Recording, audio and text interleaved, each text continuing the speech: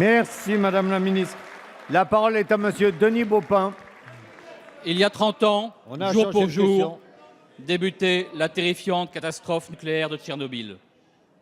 Nous n'oublions pas. Nous n'oublions pas les victimes, les enfants, les centaines de milliers de liquidateurs. Nous n'oublions pas les vastes territoires où le poison radioactif est encore partout présent. Nous n'oublions pas non plus que Tchernobyl, c'est aussi un des plus grands mensonges de l'histoire du nucléaire, le nuage qui s'arrêtait à nos frontières.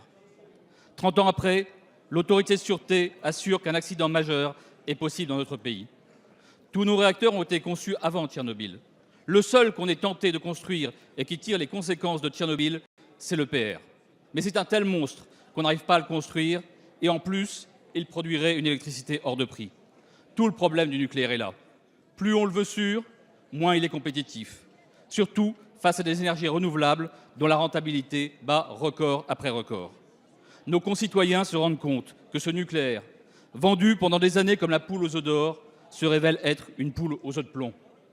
Au sauvetage d'Areva s'ajouterait en effet une recapitalisation d'EDF, qui plus est destinée à construire 2 EPR britanniques que même les plus pro-nucléaires jugent non rentables. Est-ce vraiment la priorité au moment où le monde entier se tourne vers les renouvelables?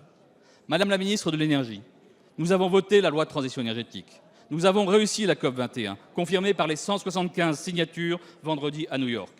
Il nous faut maintenant concrétiser, saisir cette formidable opportunité. Pouvez-vous nous confirmer donc que la prochaine PPE sera conforme à l'ambition de la loi et que la recapitalisation d'EDF sera bien destinée à cette mutation, c'est-à-dire à faire d'EDF un champion des énergies renouvelables?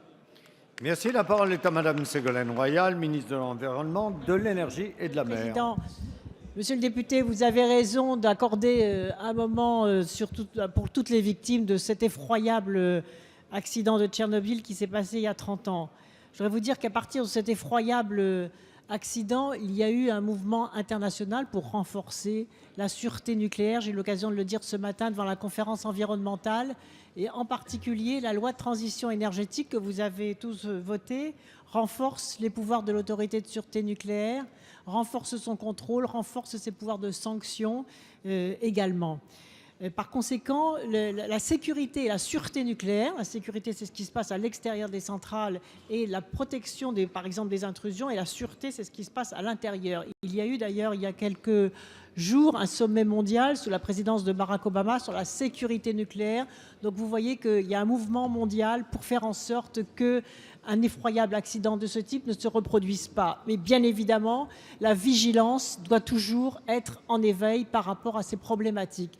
Je réponds positivement à votre question. Bien évidemment, la loi de transition sera appliquée et la meilleure preuve en est que ce matin est publié au journal officiel l'arrêté donnant les perspectives et les décisions en matière de montée en puissance sur toutes les énergies renouvelables. D'ailleurs, un certain nombre de propositions que vous avez faites au sein de la Commission supérieure de l'énergie ont été retenues. Je vous remercie d'ailleurs de votre implication. La part du nucléaire sera ramenée de 75 à 50% à l'horizon 2025, mais pour cela, il faut réussir à monter en puissance sur les énergies renouvelables.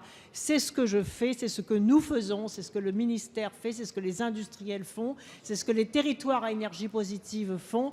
Et je crois que c'est dans ce travail collectif que nous réussirons à obtenir les résultats qui nous permettront d'appliquer sans faille et avec beaucoup de détermination la loi que le Parlement a votée. Merci.